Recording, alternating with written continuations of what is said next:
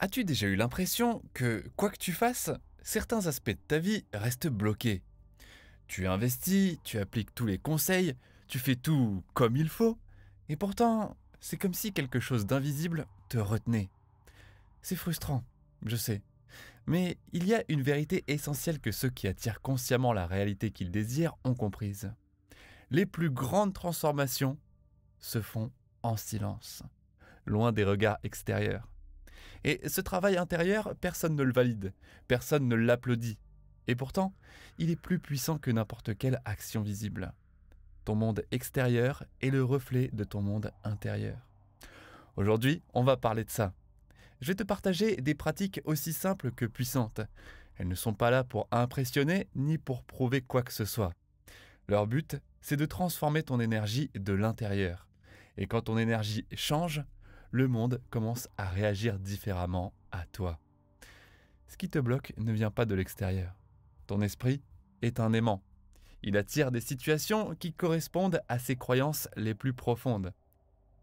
Si par exemple, au fond de toi, tu ressens que tu ne mérites pas le succès, alors, par la suite, peu importe les stratégies que tu appliques, tu vas toujours te heurter à des blocages. Ces croyances, inconscientes, sont comme des murs invisibles. Elles se traduisent, tu sais, par cette petite voix intérieure. Tu sais, ce n'est pas pour toi, ou les gens comme toi ne réussissent pas, ou toi, tu échoues toujours.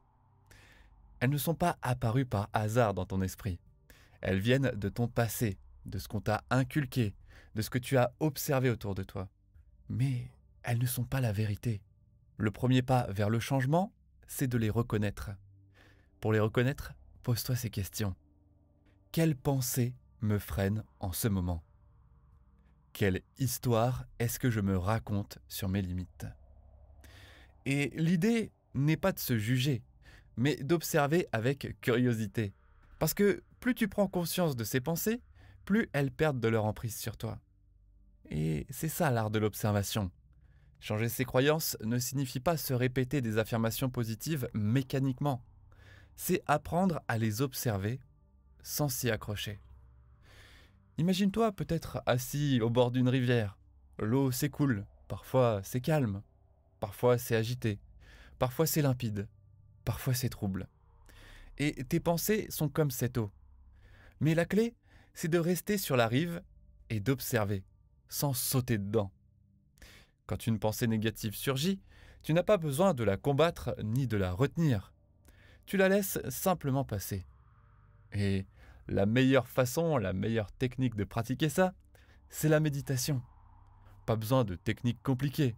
Juste tu prends quelques minutes de silence, à respirer, à observer. Une bonne balade comme j'aime les faire. C'est tout. Et pourtant, c'est immense. Parce que plus tu développes cette capacité, plus ton esprit se libère et plus ta réalité commence à changer. Commence à filtrer ce que tu laisses entrer dans ton esprit. Tu sais, tout comme tu fais attention à ce que tu laisses entrer chez toi, pourquoi ne pas faire pareil avec ton esprit? Si tu ne filtres pas les informations, les conversations, les énergies qui t'entourent, ton énergie en paie le prix. Et cela ne veut pas dire fuir la réalité, mais cela veut dire choisir à quoi tu donnes ton attention. Limiter par exemple ton exposition aux nouvelles anxiogènes que tu peux voir sur Internet ou à la télé. Mettre de la distance avec certaines personnes si leur présence peut t'épuiser. Ou encore peut-être t'accorder des moments de silence loin du bruit extérieur. Et c'est ainsi que tu crées un espace fertile où de nouvelles croyances peuvent grandir sans être écrasées par des influences négatives. Ensuite, le grand pouvoir de la gratitude, ta force intérieure. Il y a une énorme différence entre afficher sa gratitude publiquement et la ressentir profondément. Ce qui transforme ta vie, ce n'est pas de faire une liste de choses pour lesquelles tu es reconnaissant juste pour le principe. C'est de ressentir cette gratitude dans ton corps, dans ton énergie. Dès le matin, avant que la journée ne t'emporte dans son flot, prends un instant. Ressens cette émotion comme si elle remplissait chaque cellule de ton être. Car voici la clé. Ton énergie précède toujours ta réalité. Quand tu ressens une gratitude profonde, tu es déjà dans l'état vibratoire de quelqu'un qui sait que ses portes sont ouvertes. Sinon, pourquoi serais-tu reconnaissant? Écris-moi un commentaire chargé de gratitude en disant « Je suis reconnaissant de prendre ce temps pour moi ». Ensuite, la visualisation et la création de ta réalité. Ton esprit ne s'arrête pas aux limites de ton corps physique. Il est connecté à quelque chose de bien plus vaste. Le nom qu'il a, je ne pourrais pas te le dire. C'est toi qui le sais. Et chaque fois que tu visualises grâce à ton imagination, avec clarté et intensité émotionnelle, tu envoies un signal puissant à l'univers. Mais pour que cela fonctionne vraiment, il ne suffit pas d'avoir une vague idée du succès ou du bonheur. Il faut aller encore plus loin. Imagine-toi déjà en train de vivre cette réalité. Et que vois-tu? Que ressens-tu? Quels sons t'entourent? À quoi ressemble ton énergie? Fais en sorte que ton corps commence à y croire, car ton cerveau ne fait pas la différence entre expérience vécue et émotion intensément imaginée. Mais voici une chose essentielle. Garde ça pour toi. Trop parler de tes projets peut diluer leur énergie. C'est comme une graine qui a besoin de rester sous terre avant d'être assez forte pour pousser.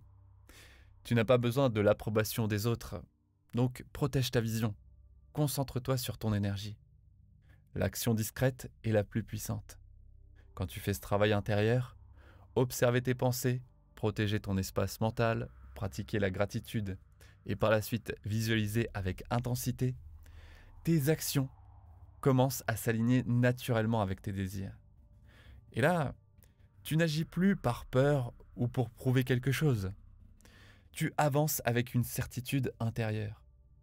Et parfois, ces actions peuvent sembler anodines aux yeux des autres. Par exemple, un simple appel, une décision prise instinctivement, une opportunité saisie sans hésitation. Mais ce qui compte, ce n'est pas ce qu'on voit à l'extérieur. C'est l'énergie qui porte ces actions. Et l'action discrète et continue a toujours plus d'impact que les annonces bruyantes. Pendant que certains parlent de leurs projets, toi, tu avances. En silence, avec foi. Et un jour, les résultats parleront d'eux-mêmes. Parce que les plus grandes transformations se produisent dans l'ombre, à l'abri des regards. J'espère que ça te parle. Et pour aller encore plus loin sur ce sujet, je l'aborde encore plus profondément dans mon livre qui sort très bientôt. Je vous mettrai le lien en description et dans les commentaires si vous êtes intéressé. Et vous pouvez découvrir également ce que scientifiquement il se passe dans votre esprit pendant ces moments de gratitude en cliquant sur la vidéo juste ici. Je vous dis à très bientôt. Merci, merci, merci.